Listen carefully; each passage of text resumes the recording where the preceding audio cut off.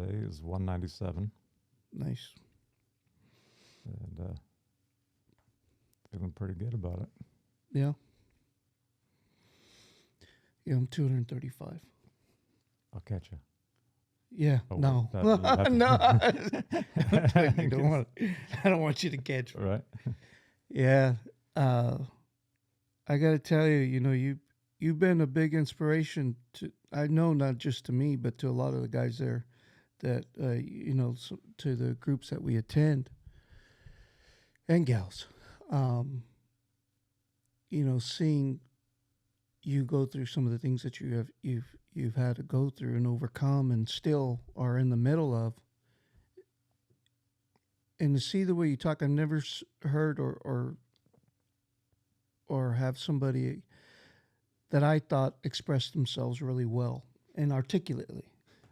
That's funny that you say that, because I always walk away feeling like, gosh darn it, man, I got it all in my head, and then when I start talking about it, it just goes to garbage. Yeah, yeah. So, That's how I feel. I feel like I mumble when I talk. uh, So I think it's yeah, especially when I start thinking about a particular graduation, and you want to start, oh, I want to say this, and I want to say that, and I want to say all this, and then when you get put on the spot and holding that rock, and you're like, I'd like to give you a toolbox and yeah, some stuff to help you remember us and stay sober. yeah. That's right.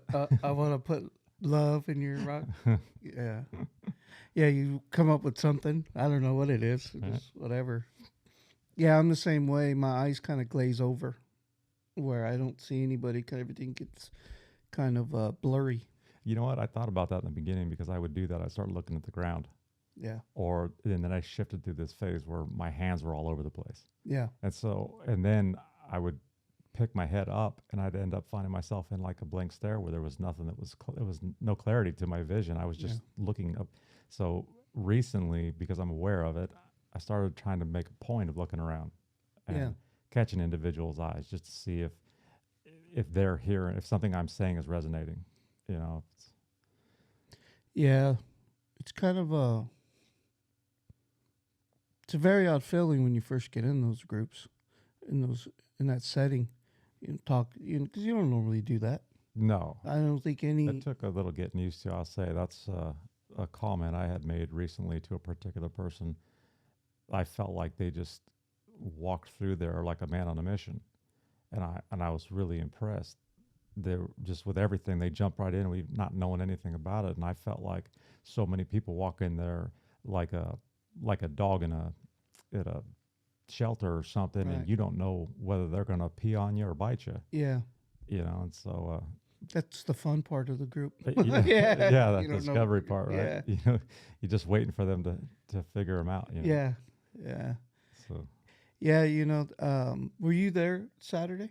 yeah, Okay. that's what I was getting at. I just Yeah, wasn't mentioning names. yeah. So. Oh, I'm sorry. No, Yeah. no. No, we won't mention it. It's just, we were in the same group on Saturday, Uh, and that was true. Much of what I had made the comment that Brandon had thanked me for saying something. Hmm. I said his name. Oh, it's all right. He's been on the podcast. So Brandon was there, and he had mentioned that I had said something in particular, and I don't ever recall using those words. I've heard other people use them, Mhm. but me personally, those words I don't. Still to this day, I don't think I ever said that. I think he might have just, No. maybe he got flustered and just said that because he was, talking in front of everybody. But yeah, you don't think that what you say is significant. But then I'll see other people talk, and I can tell that they don't think there's anything significant with it, but it'll resonate. You Yeah. know? Yeah, it was really interesting on my graduation. Was a time in my life when I really felt like I was achieving every little thing that I sought after, and I was real proud of myself. It was about a 10-year span, and so I know I don't remember which one of the counselors it was. To be careful about wishing for your old life back, because remember, it's your old life that got you here. And I'm like, well, mine was kind of compartmentalized because I really wasn't a drinker until my 30s. Right. And so I will go back to that point. And obviously, I'm not looking to get my 25-year-old body back. That's not going to happen. But it was my mental state, my emotional state, my drive, my positivity, what have you. And but nobody in that group, with the exception of one person that doesn't come very frequently, knew me back then or before. Right. And there were so many people that spoke, and they pointed out characteristics in myself that I was just astonished. I was like, but you didn't know me back then. How could you? And all of a sudden the light bulb went off. So maybe I still have that stuff. I didn't lose it. I lost a lot of myself through those years of the drinking, but maybe I still do have that characteristics or that part of me that can give and that can be of service, of value to someone else. That part of me that I had a lot of respect for. And that was kind of neat, especially knowing that these people have only known me 90 days at that point. Right. Yeah. Well, I mean, I think once you get rid of you you're actively seeking to be sober. Uh, So you're working on yourself, you know, um, and so when that happens, I think those traits that you have had or that you have is start to come back uh, just naturally. I'll tell you when they talk about help me out with the right wording for it, but about you have to let go. Uh, in other words, you have to be able to be vulnerable again. Yeah, I forget how they word it. Um, remember. I'll remember. And but up to you. I had this. I learned the hard way how to be vulnerable and how to let go because until I gave it up to somebody else, I was going to be a nasty mess, basically. And what it came down to was waking up in the hospital tied to the bed Right. and realizing that all modesty, all sense of whatever I thought I was protecting, my ego, that's out the window. Yeah. You're lying there with tubes connected to unmentionable parts of your body, Yeah. and the only way you're going to get cleaned up is for them to strip the sheets back to your bare bones, and you got a handful of people flipping you this way and that way, cleaning you and stuff. And I'm thinking, okay, this is what it means to let go. You Yeah. are completely powerless, and so I kind of look at that as my, metaphorically speaking, Right. that physical experience to the concept of letting go and relinquishing that idea that you control this. Right. Yeah. Admitting you're powerless and powerless over whatever. Oh yeah. In that Yeah. case, I was. I Yeah. couldn't walk. I couldn't get out of the bed. I couldn't even sit up without the little button to push the bed up. Yeah. So Yeah. It's it's one of the very first things that you got to do. You have to realize, come to grips with, and that's hard to do. yeah, Um, as a, I would think it would be just as hard for a lady, just as hard as a man. But for a man to say that you don't have control, mhm, over what you do is like, that's humbling. yeah, It's humbling, and it really helps you get, I guess, give you a starting point.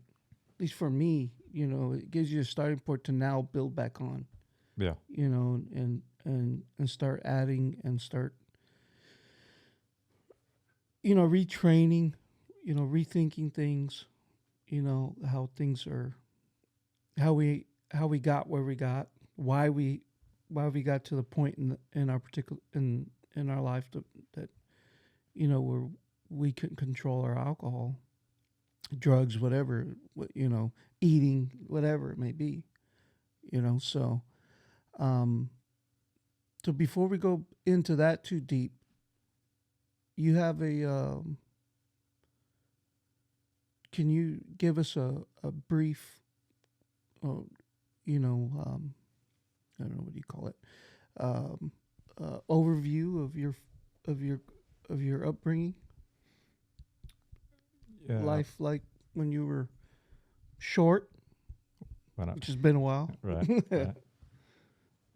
Yeah, what direction you want to go? I mean, like the mini autobiography, or Yeah, just I mean, I the part you want to tell, and just kind of set the stage for where how give I an turned idea of into a drunk fool, how you came. how I came about. Yeah, I mean, I guess I don't know. how I went from 310 pounds of muscle to 310 pounds of jiggly alcohol water to What's 187 what pounds was life sitting in a like? hospital bed. You mean that? Yeah, yeah. uh, well, I'm trying to think. I was born out in Arizona. My dad, I don't know how, ended up becoming a farmer. He was a Bay Area kid. Well, he kind of grew up. He started Napa Valley, in his Sonoma. Sonoma. Yeah, and he's started off in Humboldt. They moved to Northern Cal to Bay Oh, he was that kind Sonoma. of farmer. Yeah, Humboldt. yeah, yeah, no, not. But and then they moved to Petaluma. Probably he was about 16 or so, and whatever reason he decided he wanted to get into farming and went to UC Davis and got thrown out. Ended up in the military and met my mom. My older brother was born out in West Virginia. They married out there. Came back. My mom was a school teacher. Came back. He ended up taking a job out in Phoenix, Arizona, and that's when little Joey came along. So it's 1978, and we were out there probably 2 years or so before I came out to the Mendota Fireball area off of I-5 out in the Central Valley, Oh, and it was a cotton farm and sugar beets and what have you, and we were there probably 2 years, and then I ended up on a labor camp out of Twisselman Road, what's now Paramount or Wonderful pistachio. Pistachios. It was at that time it was Getty Oil, Mm. Minahoma Land and Farming, um, and was there until I was about 10, and went to private Catholic school until I got asked to leave at 8th grade. 8th grade was a tough year for me. My unfortunately we never owned our own. He never owned anything. He always was somebody else's employee, and so it meant we got to move a bit here and there. And he ended up walking away from that job and ended up out in the Delano area. And I take that back. That was between 7th and 8th grade is when it wasn't Delano, it was Madera, and he stopped coming home, and I went from farm kid running around with the dogs, driving tractors, and doing all that kind of stuff to, hey, guess what? You got to stand in line with all these other little school kids, and I didn't know how to do it because I always had these responsibilities that were on a different level. The guys that I consider my friends were 20, 30 years older than me, farm people, Yeah. and that was what I knew and what I loved, and they would let me do anything. I was 8 years old on a tractor and all kinds of responsibilities that your normal city kid doesn't get. Right. And so then all of a sudden, when that was gone, and I was a young teenager, 13 years old, uh, that's when my troubles kind of started. I struggled a lot. I couldn't cope with and I don't know why this was. I think it was because I sought out a male's affirmation or approval or acceptance from an older person, and I struggled really badly with female teachers talking to me like a little boy. That what I was too little, I was too young, all this stuff, and it wasn't something I could adapt to. And so I got tossed out about every class I was in from there through high school until 16, and I finally got the chance to go work for a tire shop that worked on tractors and let me be Mhm. back out on the farm. And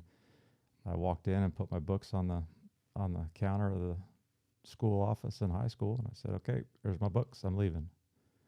And by that time, I was a pretty big kid and an angry one on top of it. I was at that time I'd already reached my full height at 16. I was 6'6" and 240 pounds, and the butt head to be Yeah. to put on top of it. And so I set the books down, walked out the front door, and went to work up at the tire shop. And I'd already been working there just part time, and started working full time with him. And this old guy that was a farmer who was also a teacher, he was the main teacher for the independent school.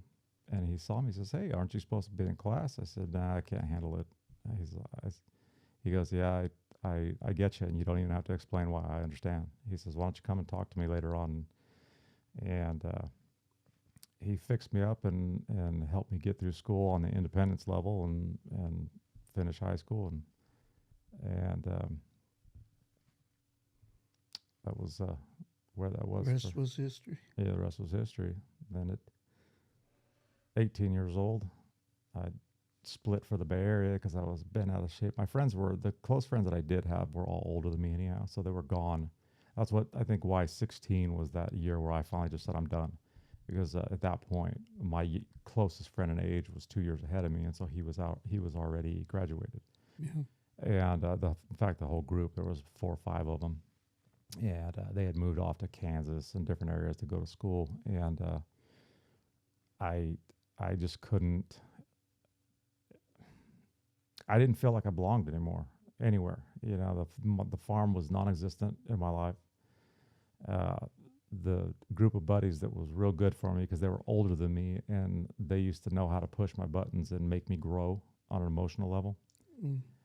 They were gone, and so I decided it was time to leave. And coincidentally, ended up back in my dad's hometown of Petaluma, and couldn't afford to live there. And but fortunately, during all those childhood years of learning how to do other things, I knew how to drive a commercial truck, and so um, went ahead and went down to the DMV and borrowed a truck and got my commercial driver's license and started hauling concrete for the company up there, and trying to take 2 classes at a time, which went down to 1 class at a time, which went to passing one every other semester to dang it. Yeah. So Kind of went through that college cycle. well, just yeah, it's like I Schooling. wanted to Sure. go to school. I just didn't know how to do it Yeah. and afford it. Yeah. I knew there was no way in hell I was living back in Wasco again. I just I couldn't be there. And so whatever route it was, and I just guess I didn't ask the right questions. There probably was plenty of people out there who could have helped me with the resources to figure out how to do it, how to go somewhere, live in the dorms, be as cheap as I could, as thrifty as I could, and just knock it out and get through it. Right. But at that point, I had felt so much let down. I mean, obviously, clearly, I'm leaving out tons of relationship experiences and Right. whatever else in between time. But I just felt so much abandonment in that time that I just really wasn't willing to be vulnerable, to ask for help. Probably why I failed the first couple businesses I started, because I absolutely refused to take advice from someone who had done it before. Right. I said, "Nope, it's my way. I'm doing it my way. You're not going to tell me I can't." It's like, okay. So just went through it, school of hard knocks, and took some lumps along the way. And so you would say that you have been, though, overall in your adult career successful.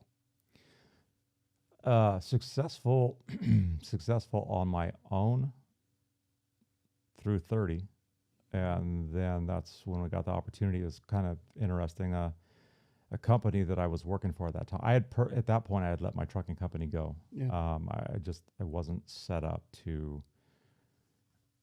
I wasn't set up properly. I tried to get into the moving industry to support my real estate career. And it was also right in the end with the crash. I had made a ton of money rehabbing properties and buying properties. I fortunately got into it at the right time when they were basically handing any knucklehead money to buy a house and turn around and sell it in a year. So And it was like 03, 04? yeah, Yeah. yeah. I think I bought the first one in '03. I always have to backtrack.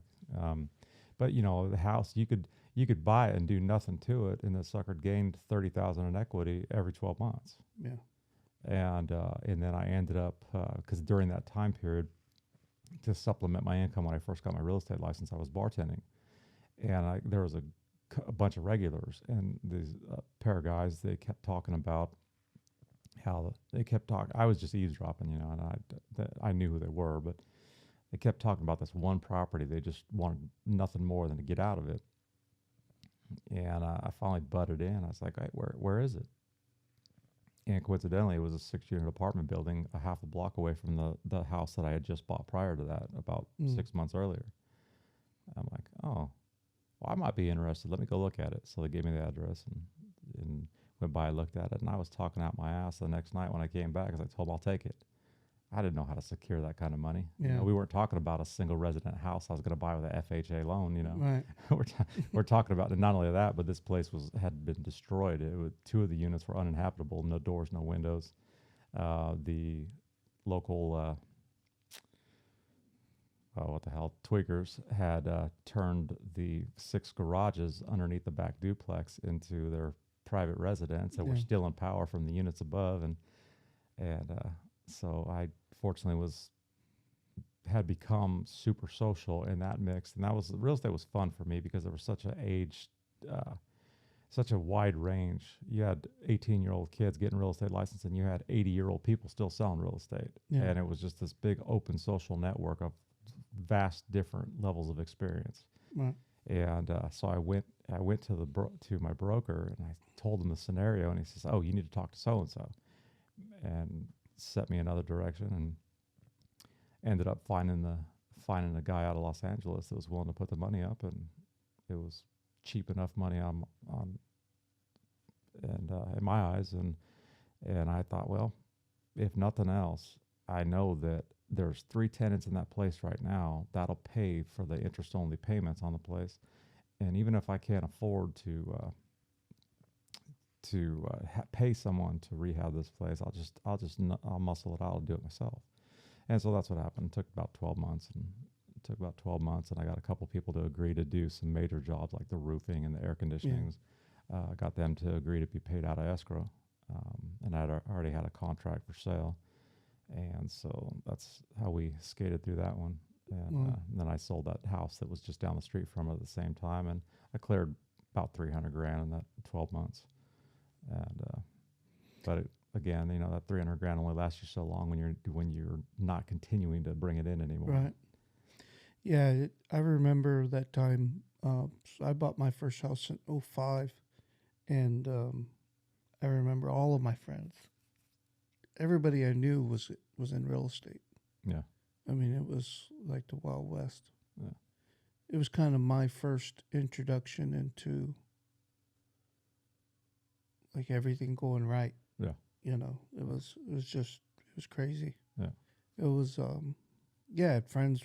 had a friend pull up to my work one day. He was doing real estate and loans. I don't know what he was doing. He was doing a bunch of stuff. The same thing, flipping. Yeah. And all that. And guy shows up one day in a 2-year-old Ferrari. Yeah, like a F430 or something like that. But it was bright red. He said, "You want to drive it?" And I was like, "Nah, I don't want to drive it. But you can take me for a drive, or you can take me for a spin." And so he drove it. And I won't mention names. Did he end up in jail a couple years later? no, Oh, okay. it wasn't him. I know you're talking about, but no, it wasn't him. But yeah, so it was crazy. Like that time, it was man. I figured. Looking back, it felt like it was a long period of time, but it realistically wasn't. It only spanned like probably 2 to 3 years, but there was a lot of other neat things that were going on. And I was feeding off everything that went positive, and I was just having the best workouts at the time, and that used to be such a huge thing for me was working out. But I was always contradictory of everything I would try to pursue. So it's like okay, yes, I want to work towards this world strongman competitions. That's fantastic. Oh, you know what? This triathlon looks kind of entertaining. Let's try this. And so, Totally different direction. right. And so, and I remember this is a few years prior to that. I was probably that time probably 275 pounds and pretty still sporting a six pack. And I remember the little girl that was I had joined the junior college swim team, and I'd been a swimmer my whole life, and Yeah. and she's looking at me like there's something wrong with me, and I'm like, "Are you all right?" She's like, "Are you?" And I'm like, "What are you talking about? You're like you should be playing football or anything, but you're swimming, and then at the same time you're over here trying to bench press 400 pounds. It doesn't make sense." Yeah. I said, it's fun. It's a challenge. I like both of them. I'm not saying I'm going to be, it's before Phelps time, but I'm not. Yeah. I'm not going to be that guy. But you know, it's good stuff. And Yeah. and so I remember this. That was earlier before real estate, and then real estate came around, and I had made buddies with a couple of older powerlifters from Cal State Bakersfield. Mm. Coincidentally, I met them in Santa Rosa at a gym up there. He was wearing a CSUB shirt. Mm.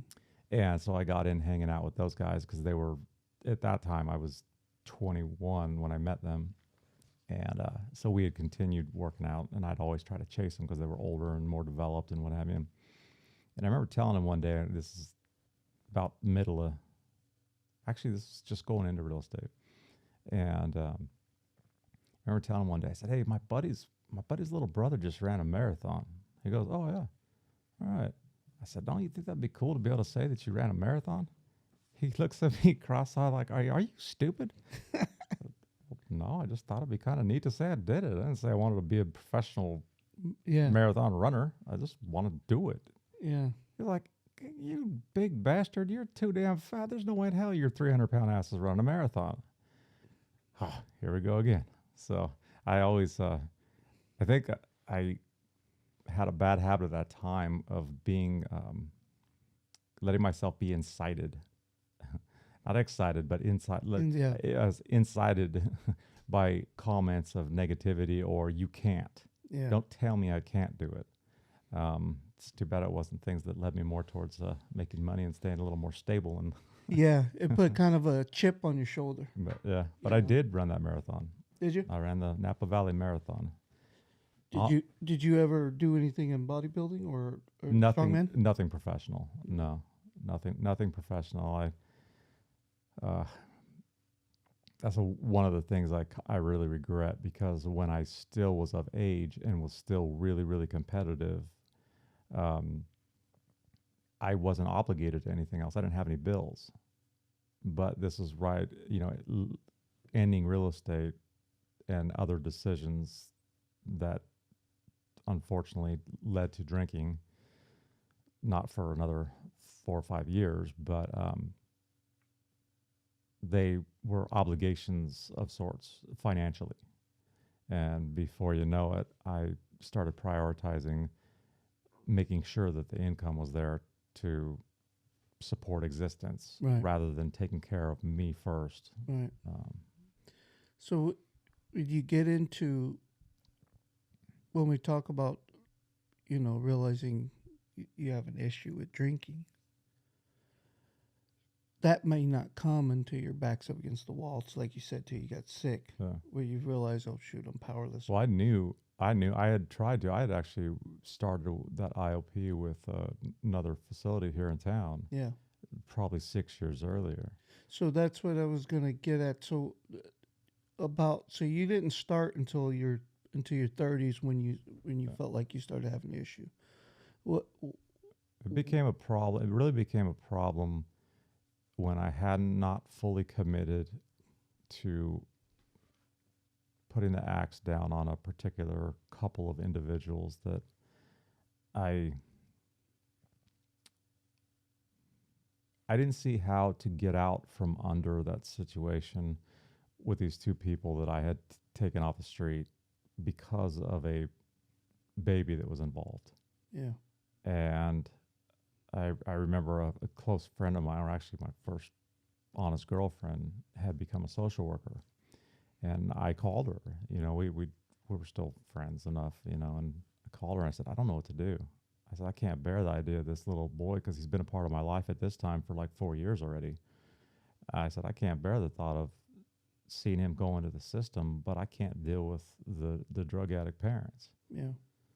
Um, and unfortunately, this is right about the time when had the opportunity. This is when things were falling apart. You know, I mean, you couldn't buy a house to save your life, and well, with that, I mean, I couldn't anyways because I had destroyed so much financially Right. in the couple of years of making a bunch of money. There was a bunch of money, a bunch of years of losing a bunch of money.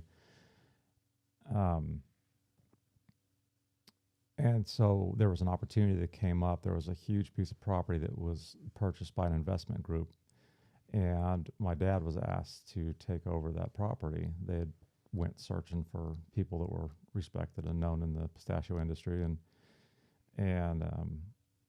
but he had already had another 5,000 acres of obligation, what have you, and so decided because it was my life prior to go ahead and throw the offer out there for me to come back and essentially start this management company between he and I, and which involved me having to move to a little bitty community called Five Points, and I don't think you can call it really a community because it consisted of a taco truck, a irrigation part store, and 10 houses that actually belonged to the ranch. So, and one of them was mine, and it was 15 miles from the nearest community. And there was a local bar in town 15 miles away.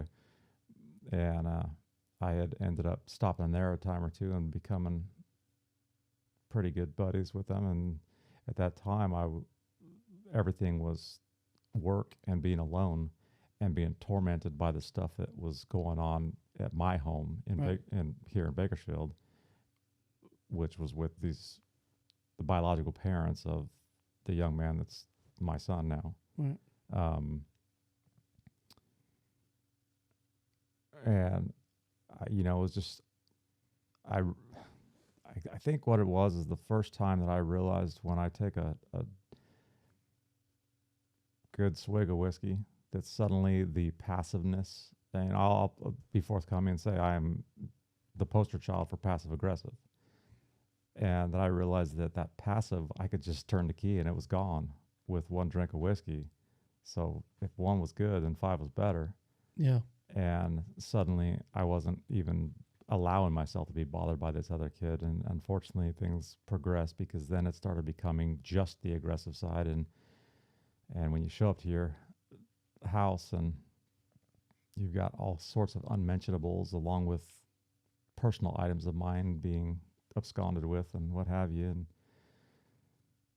And Yeah. it was, yeah, so with every little thing that had to do with that situation became a trigger, which was about every 20 minutes. So Yeah. it went from I don't drink at all to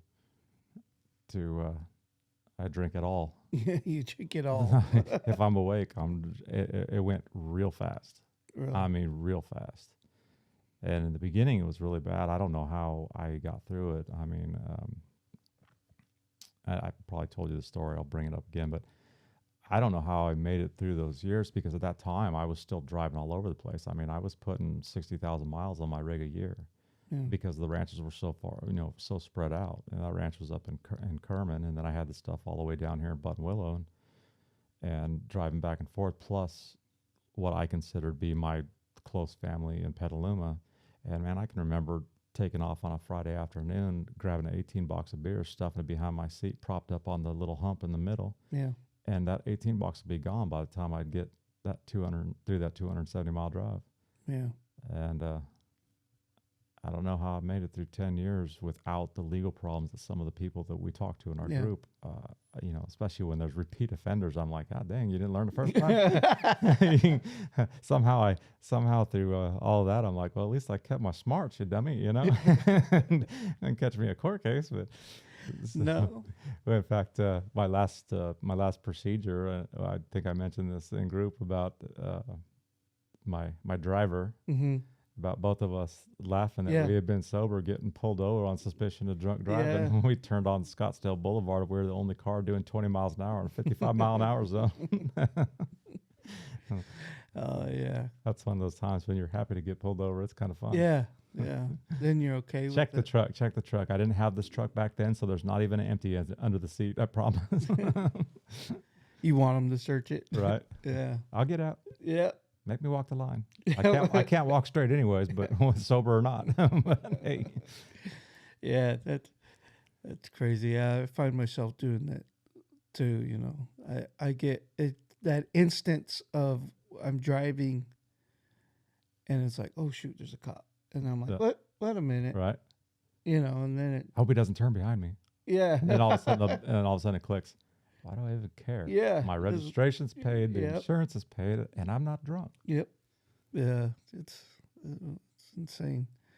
And then so you get into, you said the first time you tried to stop was probably about 6 years ago, or that you It were in a was- group, It, you started seeking outside help. yeah, that was the first time that I started to seek outside help.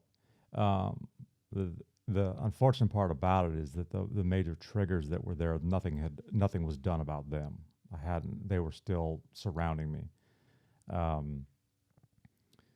And it wasn't so simple because we're talking other people, so it wasn't like it was like, okay, I'm a drunk and there's a liquor store, that's my trigger, or this person in traffic pissed me off, there's my trigger. I mean, these are people that I've allowed into my home that I financially support, and and so I had tried to quit. I was maintaining 2 homes at that point because fortunately I had a house on the ranch, and it was empty. It was myself, my dog, and a bed. Yeah. And so it was not a fun place to be. It was lonely. I I think that's where I got started with the whole drinking alone. And half the Right. time I was getting tossed. I was alone, Yeah. and you know I tried to. I tried to stop whenever I could find a peaceful time period and figure out how I could deal with those individuals and not allow them to trigger me. And I'd be lucky if I'd made it through 2 or 3 days. And most of the time, I wouldn't even allow myself to make it through the 2 or 3 days because I'd get sick. Yeah.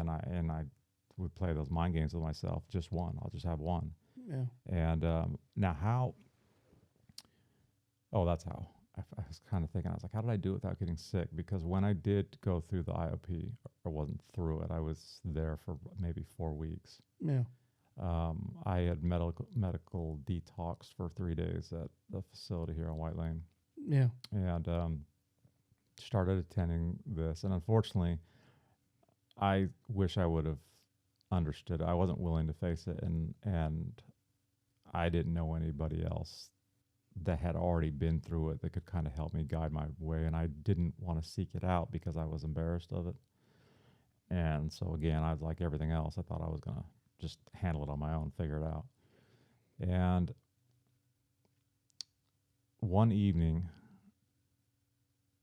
with the way the insurance situation was, you had to meet at least 3 meetings a week. Yeah. And at that particular facility, they had morning and night all 5 days. So you could double up on one day and then go one other day. And they weren't broken up into guys group, gals group, and family night and things like that. It was all the same.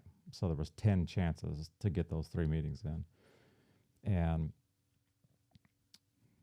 I had got down to the last night and had issues all day long with certain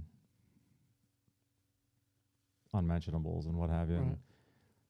So I got it myself a little twisted. Not enough that a lot of people wouldn't have noticed, but being in an environment like that when everybody's totally sober and when you're dealing with other alcoholics, you can't bullshit Yeah. them. No. They know every single sign. So of course. So I asked, there was a young, I feel awful about this now, and unfortunately he's related to somebody that we know. Mm. He's a young guy who used to work for me, and he was always looking for a chance to drive my truck because it was a diesel, and he just had to have it. Just loved it. So I told him I'd let him use my truck for that 3 hours if he'd give me a ride in there and then bring me back home. Because I throughout those days I didn't drive to Bakersfield when I was drinking. At least not least not after. If I started drinking in Bakersfield, going home was no problem, but it had to be during daylight hours. You had And, rules. Yeah. Oh, very strict rules. Yeah. Very strict rules. And I guess it was my turn to share in that group, and they called me out. They didn't even do it quietly. And then wanted to test me, and I was like, I'll just save you the effort. You're not sticking that swab in my mouth. I'll tell you right now I'm drunk.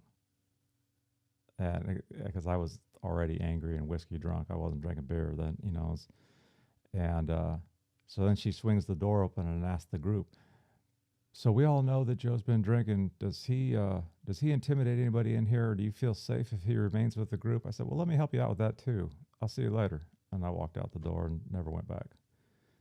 And that was probably after 3 to 4 weeks of that group. And I didn't make another attempt again. Every attempt after that was throughout the time of prior from that point until getting sick was probably an 18-month period of time. And during that time, it was a whole bunch of combativeness with me taking these other two individuals and getting them out of my life. So they were a couple, but not really. I mean, they just loved to beat the hell out of each other. And so I took one of them and put him on the train and sent him up north to the county he came from. And next thing you know, I'm sitting in my office, which is right where the Amtrak lets off in downtown Wasco. And it's 110 degrees outside. And here comes some little, well, anyhow, walking past the window with a hoodie on and that same ass dragging, pants hanging down, duck looking walk and dragging his heels. And I'm thinking, no way. I couldn't even see his face, but I knew by the walk and the hoodie that it was him. And I opened the door, and by the time I opened the door, he's already cut the corner and down through the alley. That's a Tweaker's Highway is a alley. Yeah. And so next thing I know, I go over there and find the apartment that I'm paying for his other half to live in. And sure as shit, his favorite place to hide is in a closet. So he's in the one bedroom. He's just hiding in the closet. So drag him out, drag her out, put them on separate trains this time, get them out of there. And finally, at that point, I was living back in Wasco. I had finished the development sometime prior with the Fresno Ranch and was developing new properties out in the Alpha area. And I had a lot of there was 24/7 activity going on with well drilling and all the stuff that was going on out there. And so now all of a sudden I didn't even have it wasn't even a daylight factor or when I was awake, because you never even knew when I was going to be awake. Yeah. I mean, hell, I found myself falling asleep in orchards, waking up, and so the drinking just got way out of control. Yeah, it gets out of control fast. And then Stop eating. Yeah, stop eating. And then like when you left that treatment center, now you're drinking out of spite too. Oh yeah. So it's hard for you to get back to, And I wish there was another way. I think about things like that, about, calling people out on stuff like that and really putting them on the spot. And I don't know if there's another way to do it. I don't know if there's another way to, so say she handled that differently or they handled that differently.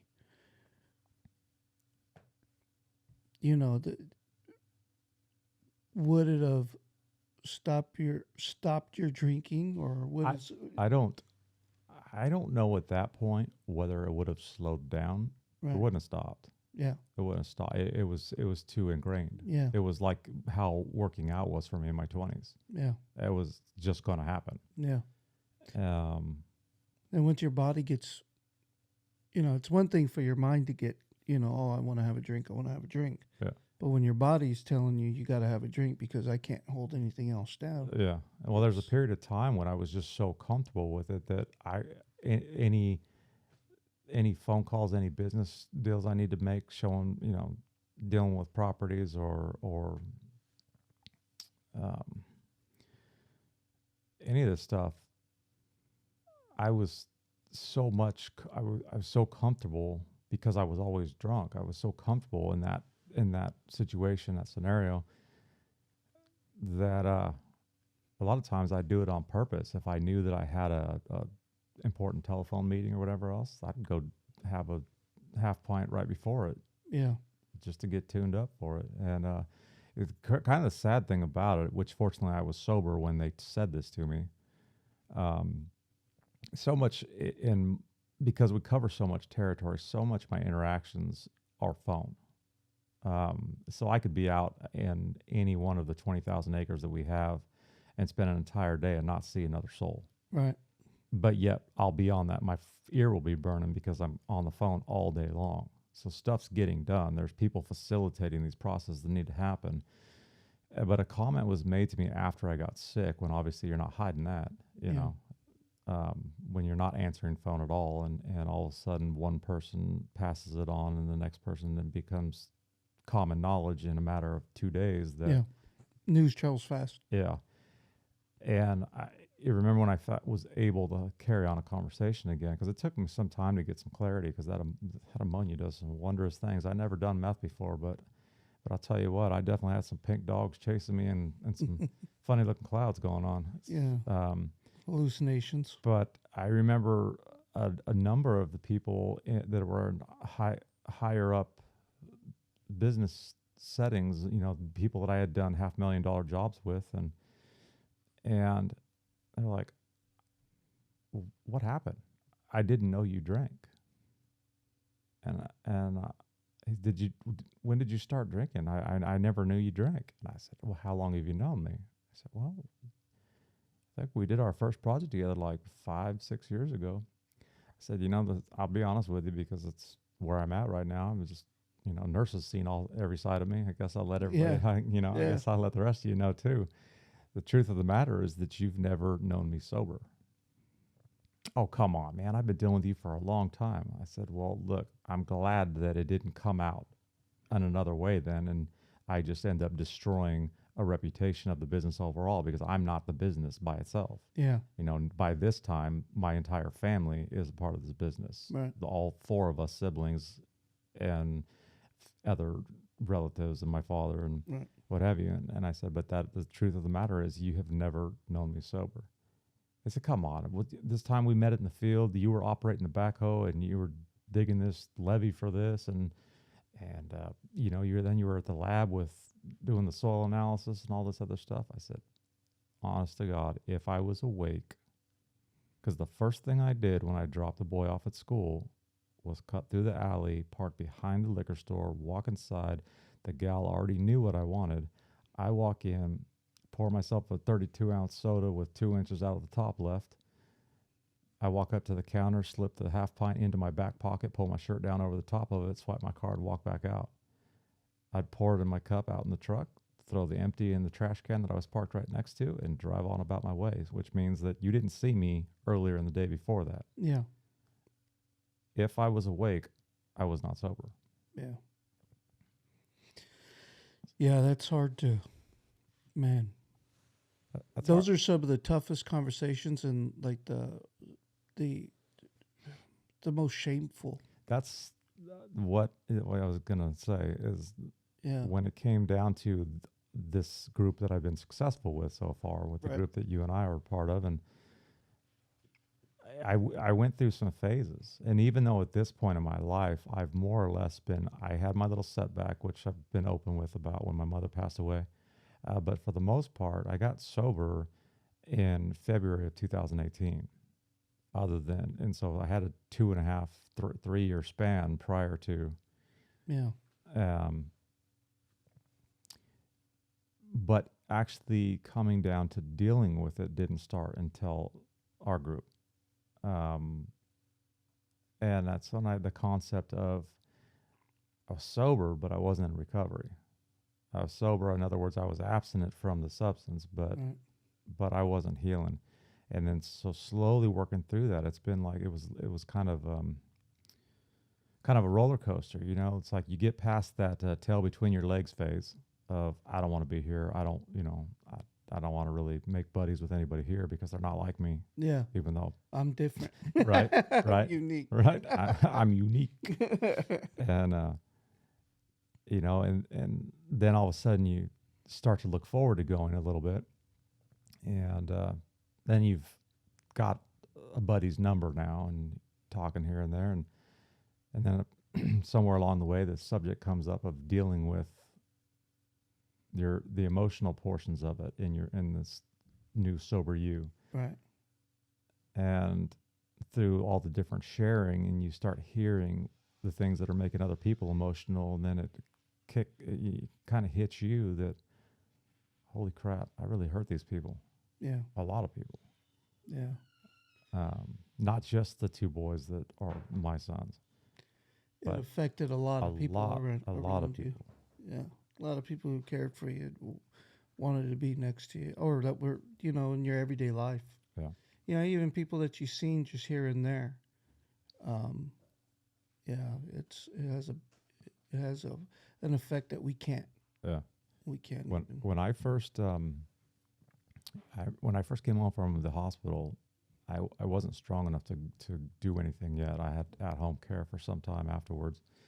When I finally got strong enough to leave, I would make myself a really small list of just a couple of things, two things tops, and all of them. One of them always was lunch. And when I would get in my vehicle out in Wasco, I would take the most direct street to get out of town. I did not want to see anybody in that town because it's small enough that everybody knows you or knows someone that knows you. Yeah. And that was horror for me to cope with. And so when I left the house, I came straight to Bakersfield, where it's big enough that fortunately you can get around without seeing someone you know, and not having to explain why you were 300 and whatever pounds of chubbiness just 2 weeks ago, and now you're 190 pounds of bones, and your eyeballs look like they're popping out, and your cheekbones are popping out, and Yeah. your hair fell out, and whatever else. You know, I couldn't cope with that for a long time. It was quite some time before I actually would stop anywhere locally in town or even attempt to deal with one of my vendors beyond the phone. I still sounded the same and what have you, so I could still deal with anybody that I could handle through a phone call. But if it meant making an appearance, boy, I'll tell you what, that was brutal. Yeah. Yeah. It's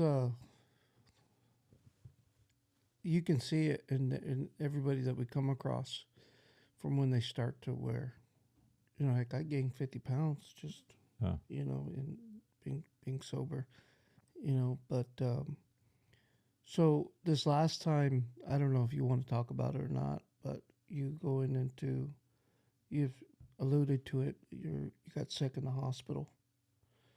Um, what is the, what was that like and how long were you in there Which time? this last time? The The time that before you showed up over here with me in group. when I just went to 2 weeks ago, or No, a no, week no, and a half no, ago, or no, with the no, no. last time I actually went because I was sick. Because no, when you were when you actually got sick and you So you ended up I've had two major hospital stays, two major. In other words, for multiple weeks, and then I've had various overnight stays no, I'm for talking about the major the stage. two major times. Yeah. Okay, the first major time was February 10th, 2018, Okay. and It would have been the second time. okay, the second time was October 10th, 2021. Okay. Were you drinking up to that or no? No, no, that unfortunately, you don't realize that when you damage a particular vital organ, that it puts major stress on everything around it. Right. In other words, it makes me very vulnerable for everything, right down to having strokes. But it makes your kidneys struggle. Um, It makes your pancreas struggle severely. Um, and I ended up, because I can't digest foods properly, you've got both your gallbladder and your appendix that their sole purpose is collecting trash. Yeah. And when your liver doesn't work right, you get a lot more trash flowing through. So I fought it for quite a few weeks. I had done the blood work and it wasn't showing up in blood work, but it was like feeling like you had tar in your veins. And I mean, I was lucky to make it from the couch to the bathroom. I just had no energy, no strength, no nothing. And finally, I had I knew that it was beyond getting over at home when I started to want to lay down in the middle of the daytime, because I never did this since day one when I first became sick. Once I got out of the hospital and got established again, bedtime's bedtime, sleep is for nighttime. There's no naps. There's no, you, you got to focus on keeping yourself regimented. Otherwise, your body wants to sleep all the time. You just don't have the energy. So my younger boy, he had just got his license, and I I caught myself wanting to lay down. I had started to lay down. I thought, oh, you know what happened last time? You laid down and you almost didn't wake back up. Well, I woke up a week later, anyways. So I forced myself back up, and I just asked him. I said, "Listen, I know you don't want to do this. I need you to take me to the hospital." Um, and so he took me into the hospital, and it turned out I needed an emergency appendectomy. Mm. And then that was a struggle. So they came right in. I mean, once they discovered that's what it was, that was at, I don't know, 5, 6 o'clock in the evening, and the surgery was at 10 o'clock that night.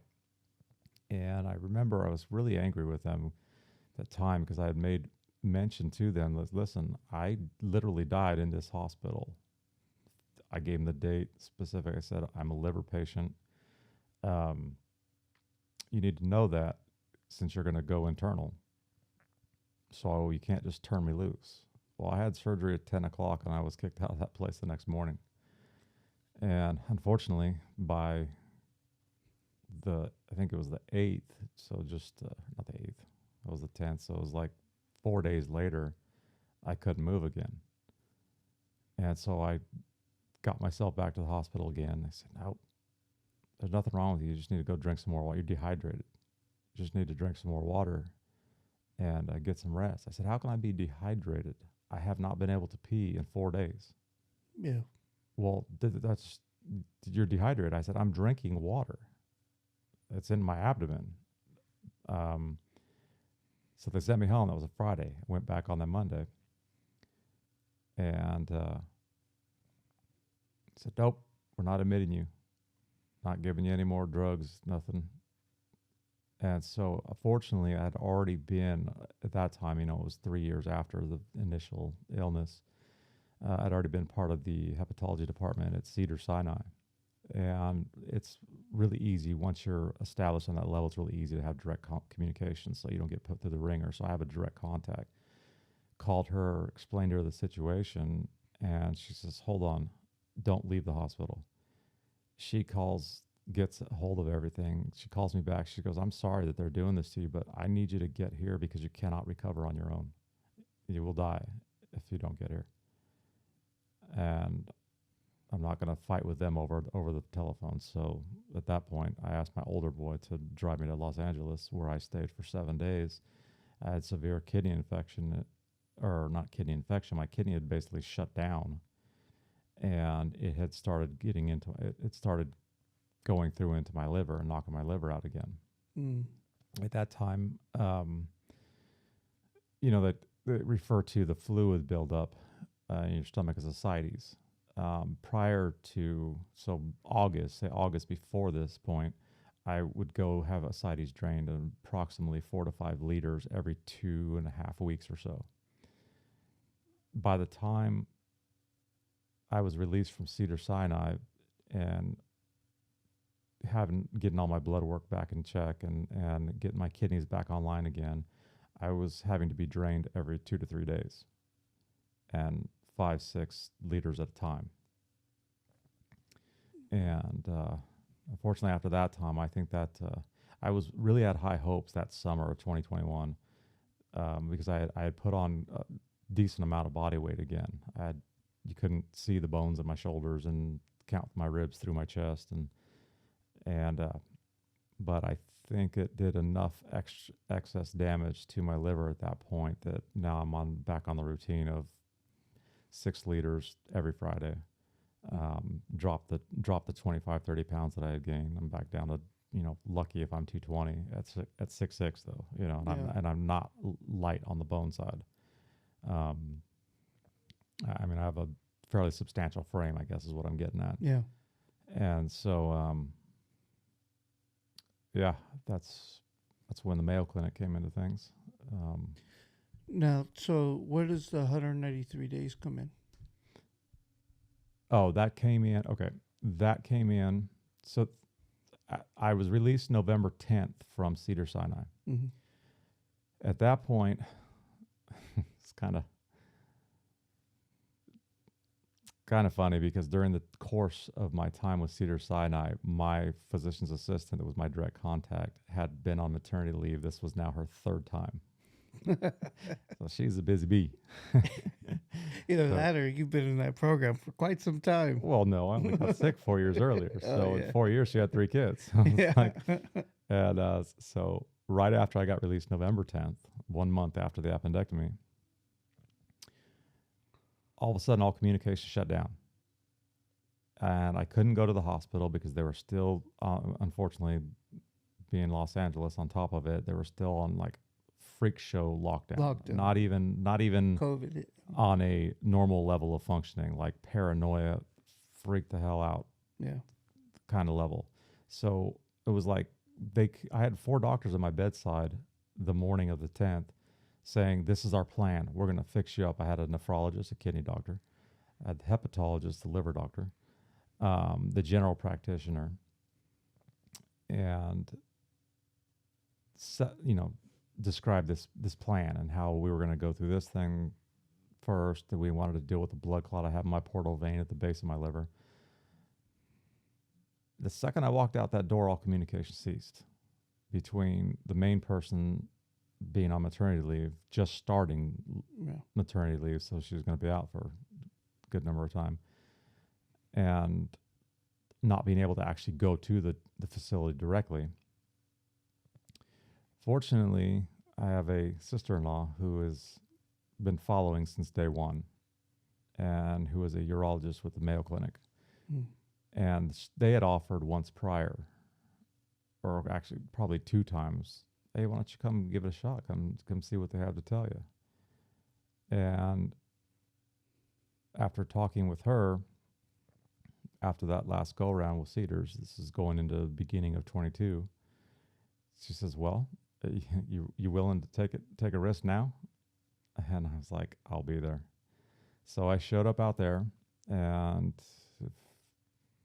not familiar with the whole the acceptance procedures for liver transplant, you are evaluated amongst the team, and there's a panel that it has to be unanimous. All the doctors on this panel, and it's everything from the psychology side of things, the actual general surgeon for your to assess you physically, Right. the So your team of doctors the deciding. team, and it's has to be unanimous. Right. And they were all for it, minus the psychology side. They went, "Brakes, please. This is all well and good, but you don't have anything. You just got sober because you got sick. And the thought of hurting people upsets you enough that you've stayed sober, but you don't actually have any tools to remain sober. So what happens if these triggers pop up again? What happens if, anything that ever led to you picking that bottle up before happens again? What Right. resources do you have to make sure that's not going to?" She's like, "You have to understand something. There's thousands and thousands of people waiting for a liver, and there's only so many livers to go around." And so if we just decide to give you a liver and then you go and ruin the second one, well, that doesn't look very good on us. Yeah. And somebody else might have died because you got a liver and then destroyed it when they could have got it and been alive. And so we're going to reevaluate you in 6 months. But in the meantime, we're going to go through these procedures both physically, which is dealing with the varices in my esophagus, Right. the risk for bleeding, and you're going to go through an IOP program so you can get some tools. And when you're done with IOP, you need to continue some form, whether it's AA or whatever it is, Mm-hmm. some form of treatment. Right. Just to keep up with it. Yeah. It's not a graduate and quit. It's Right. a graduate and keep growing. Yeah, you're making a change, Yeah. lifestyle change. Right. Right. So at that point, my graduation, shoot, tomorrow's 4 weeks already. It's crazy. Um, the psychologist had gone to the doctor that's I call him the top doc. He's the number one. Mm-hmm. He's the ultimate authority in whether or not I get a liver. Right. And she went to him and says, "Okay, I'm the one that put the hold on this before. I want you to know that he has my full support. I'll stand behind him now." And so he gave me a call personally to let me know that she had done that and that he would see me January 24th, 23 for a brief assessment and a meeting with the panel to. Right. Wow. So, beginning next year, is there still a process to go? Well, basically at that point you're listed. Yeah. So some people can wait on that list for quite some time. The one thing that's different, that's a little different as medicine's progressed, is that instead of just having that one option, basically a top tier liver that's just coming straight out of somebody that's perfect, doesn't drink, doesn't smoke, Right. healthy, and happens to be a match. Now there's three options. So they can actually take a liver with hepatitis, as long as the damage hasn't already been done, transplant that, and then once you've recovered, it takes about 2 months or so to recover from the initial transplant. Right. Then they'll start you on the regimen for hepatitis and clear the hepatitis as well. Wow. And that used to not be an option. And so then there's the third option, which is if the liver, depending on the demise of the individual that's making the donation, whether the liver was damaged and what level of damage it is. And I was propositioned with, would I be willing to take the alternative, the other two options other than just a straight healthy top tier. Right. And my comment to him was, if I can get 75% of my physical ability that I had before back, then absolutely. He goes, you'll have 100% of it back. You have to take a few pills a day for anti-rejection medication. And then, of course, you'll have to worry about other things. But as far as your physical self, Yeah. you will be 100%. And I said, then absolutely. Then sure.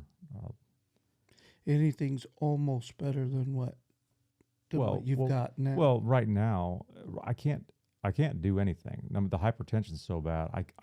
I don't have the physical strength to even. I have to be careful when I walk that I don't take too far of a stride, because the muscle is so weak. I have to watch a curb if I'm going to cross a street. If that curb is not your standard, 8 inches or whatever, and if I step down unaware, I'll fall. And the same thing if trying to step up too much. Right. If the step is too high, I literally need something for my arms to aid that maneuver. And so there is no running. There is no, and I'm also, because of the severity of the hypertension, I can't sweat either. So I can't regulate my body temperature worth a crap. So in the summertime, You I know, forgot that you had said that. the summer times get rough. I can't go outside during the daytime. I mean, I can briefly. I can get to my truck, and that's Yeah. that's it. I can go from one door to another door, but I can't stand outside. And then in the wintertime, when people are walking around in t-shirts and Yeah. it's Get 70 freeze. degrees and I got a snow jacket on, Yeah. you know, but that's the way it goes, So is the 193 days, is that arbitrary, or did you just pick that date? No, no, no, no, because during the time period, my mother passed away March 29th. That's right. Okay. So I, and I guess it proved the psychologist right that I didn't have tools. I didn't have the resources.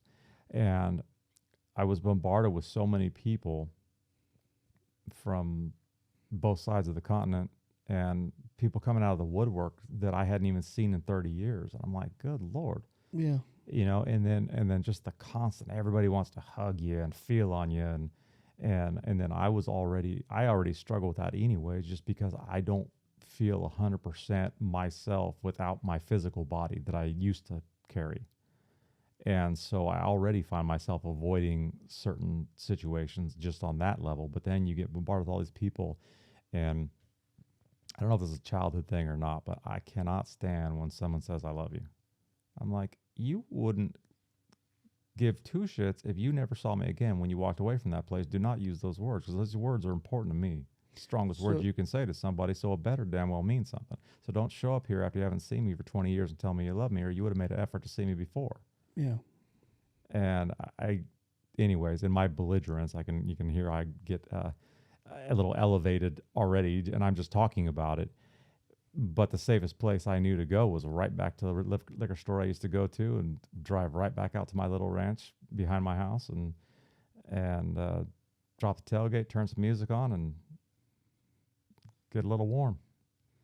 And so I spent about a month, and it never progressed. It didn't go back to the full fledged drinking. It wasn't the wake up in the Right. morning.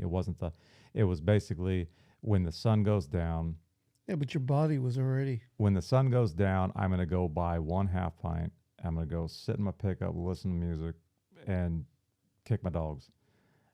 And it was just that. It was basically one drink a night for that month.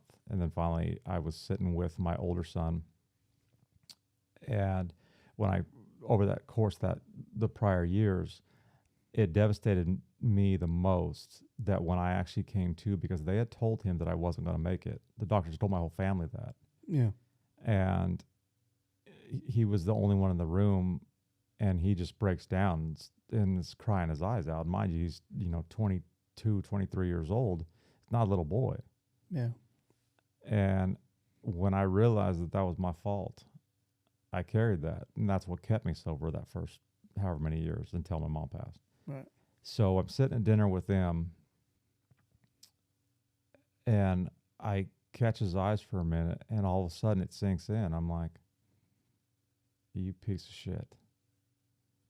You hurt him so bad because he thought you were gone, and you just started doing the very damn thing that led you to doing that the first time, that led you to make him that emotional at that age. You, there's no exception. And so I put it down. And then my original evaluation was literally weeks after I put it down.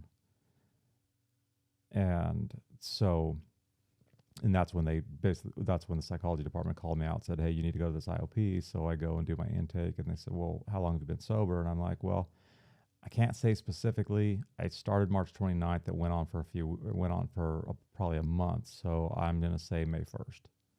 Mm. So May 1st, it may be give or take a couple of days, but I was one of the, we always kind of laugh when someone says about, or I don't know, Yeah. or I don't know, it's like 180, 190 days now, 3.5 months. I don't know. So I just thought, okay, fine. It's May 1st. That's it. Yeah. It's May 1st. Whether it really is or not, it's May 1st. Yeah. And so that's where my 197 days came from. 97. Okay. Yeah. I my first sober date was the 24th. So March. In March. Yeah. Yeah. It's it's so true about people that tell you, you should just quit. You should just do all these things. Just don't do it or whatever. But until you learn how to deal with your triggers, till you learn how to, I guess, retrain your mind to think different. The only thing that, because I have just as much, I, there's no different between now and when I was drinking, how I can get liquor. Yeah. That doesn't change. Right. It wasn't. It's not something you just lock up and never see. I mean, it's Right. on every corner. Right. And so it really is a change within yourself and figuring out how to deal with these different things that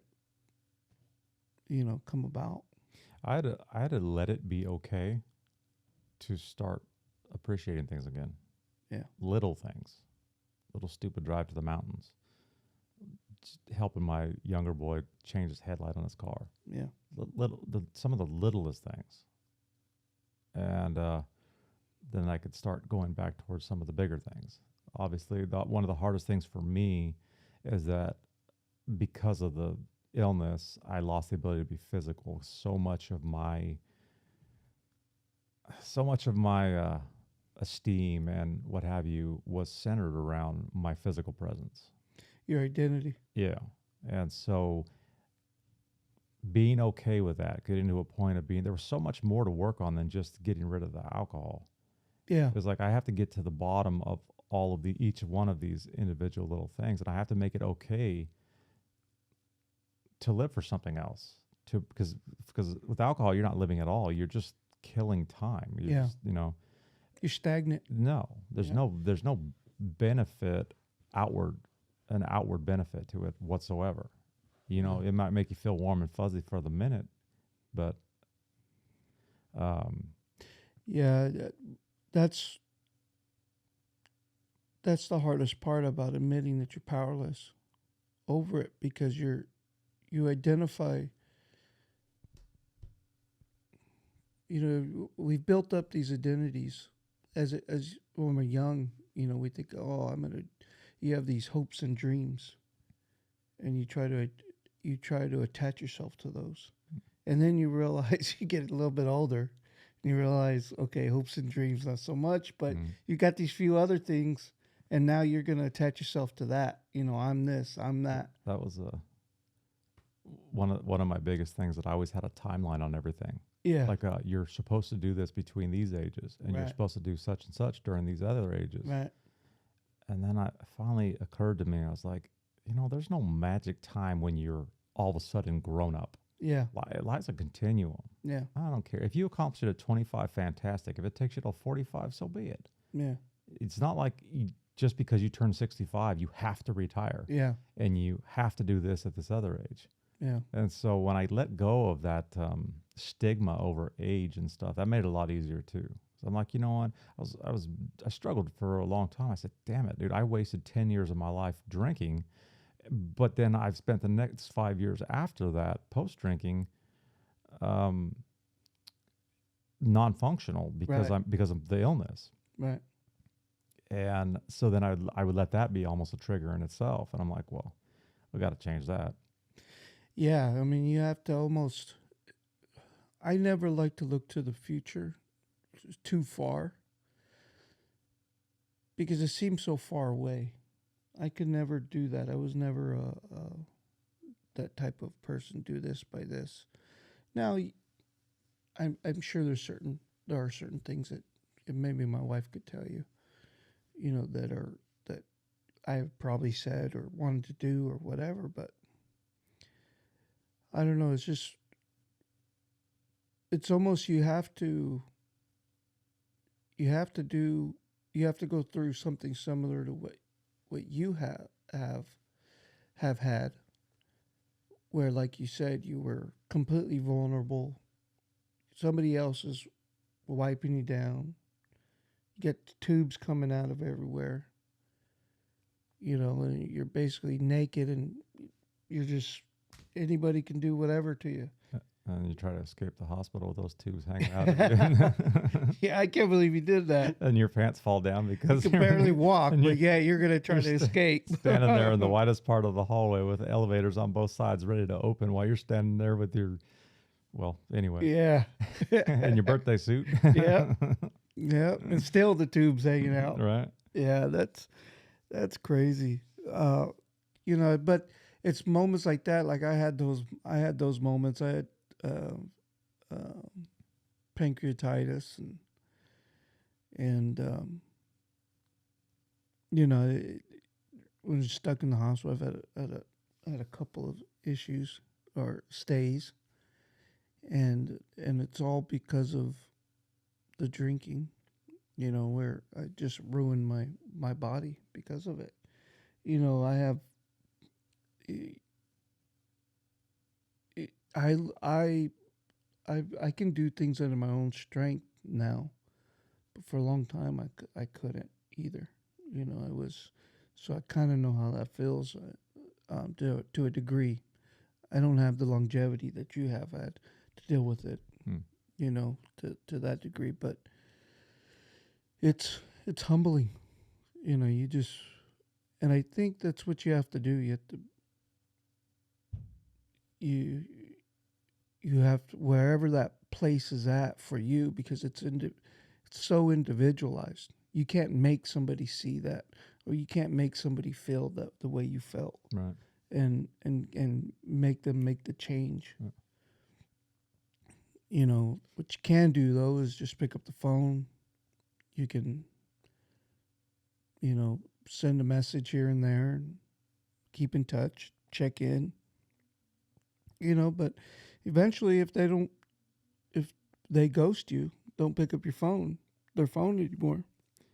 They're Yeah. not, So it really is something that I wish there was something that you could do or say, or you could give the best speech in the world. You could, you can just be in the worst situation ever, claw your way out of that, have that story, and tell people it, and it still would never ring for somebody. I think that's the trick when, or it's a hard thing for a lot of people that do get sober, don't quite understand. They still don't quite grasp the fact that you can't tell somebody their way out of it. Yeah. You can be a storyteller and a facilitator, but telling them to do something, the one of the easiest way to turn somebody away is to start telling them what they need to do. Yeah. But there's so much more value in that person if they get to come to the conclusion on their own by hearing a story that resembles something they've experienced, and the more of those stories they can take it in and make what they will of it and come to their conclusion that, hey, maybe I'm okay with getting help. This guy talks to me about all the things maybe it'll tell them a story about the thing they're the most afraid of about getting Yeah. sober. Yeah. Well, and that's what I think. Hence, kind of why I made the podcast. I'm never gonna be some type of drug counselor or preacher, or that's I'm not, or some.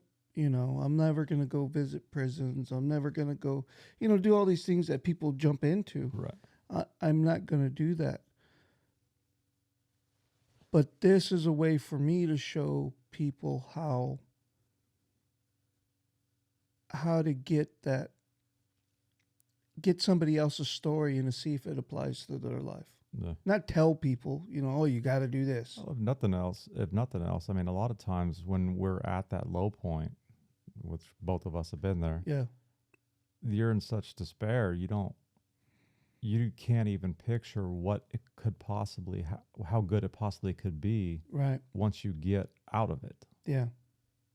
Sure, there's a bunch of work that it takes to go through, both mentally and physically. You know, and for some people, the physical part might be the hard part. For other people, it might be the emotional part of it that's the hard part. Um, but if they couldn't come to that on their own, in which it's not possible, I don't think, to come to on your own without seeing a visual, Yeah. you know, a perspective presented to them that they can actually say, okay, this isn't me, because it's hard to accept.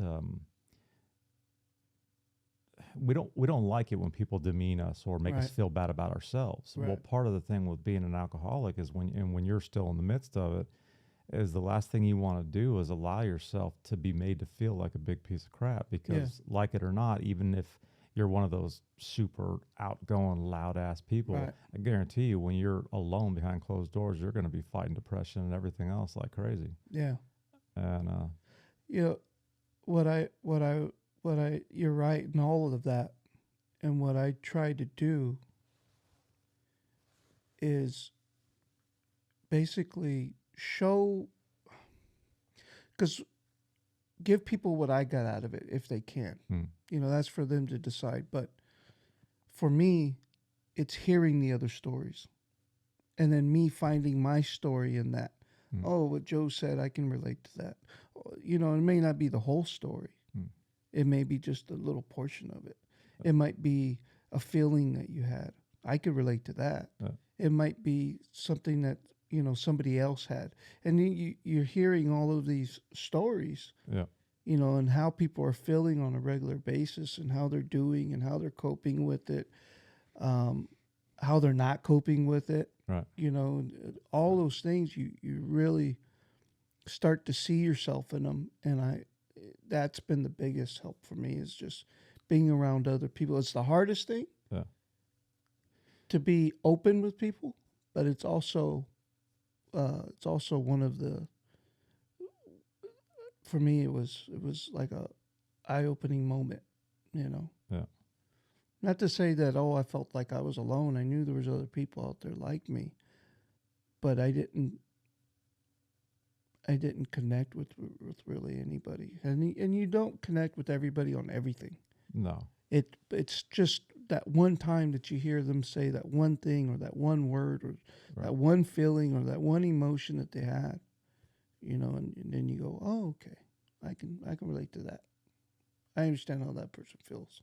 yeah, And it helps you claw your way out of, because when you're in the midst of it, it's just so much trash and junk in front of you that you right, can't see past it. yeah.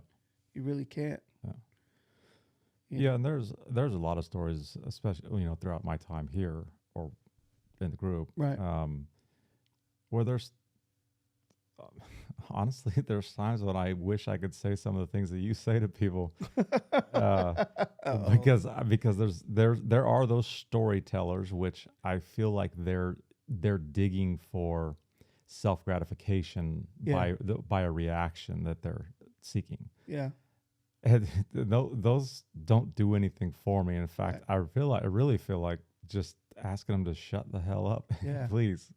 Let's move on now. Yeah. They Those give are, their and bio. I can always tell because sometimes I don't pay attention to the clock. Yeah. Sometimes I'm just there and I'm like, Yeah. yeah, we're talking about this stuff. It's all great, yeah.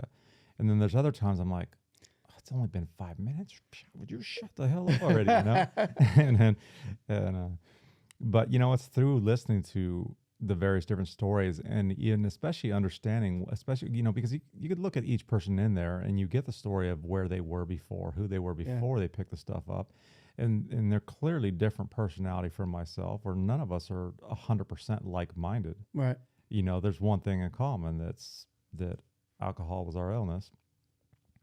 And so point being, I guess, is that to each individual new person that walks through those doors, you don't know if it's going to be yours, him, or her Right. story that might click with them, that makes them want to stick around. And I'll tell you, one of the biggest things, it was like a personal freedom or peace that I never would have had without letting go and hearing all this other stories, and maybe somebody else didn't get the illness like I got it, but the emotional trauma and stuff that they experienced during that might have been every bit as bad. And I say something, even though I'm, facing a liver transplant, something I've only been able to come, and it's something I've said in group a number of times now, that I can say this with true emotional backup and feeling over this, is that if I had the choice, if the man upstairs himself says, okay, look, I'll make you healthy again, whatever your version of health is, physically, and you can go back to 6 years ago when your heart and your spirit were broken, but your body worked fine. Or you can stay where you are right now, where you feel pretty damn happy all the time. Don't have the roller coaster, don't have the deep hole on an emotional level, anyways, Right. spiritual level, and I feel good most of the time. But you got to keep your busted body. And there's no way in hell I would trade today for 5 years ago. Not a chance. I will take the illness all day long over, because there was a lot more pain in the emotional hurt, the Yeah. emotional illness, than there is in the physical illness. I can deal with physical illness all day, Yeah. you know. I don't think it could be said any better. No, you're 100% right.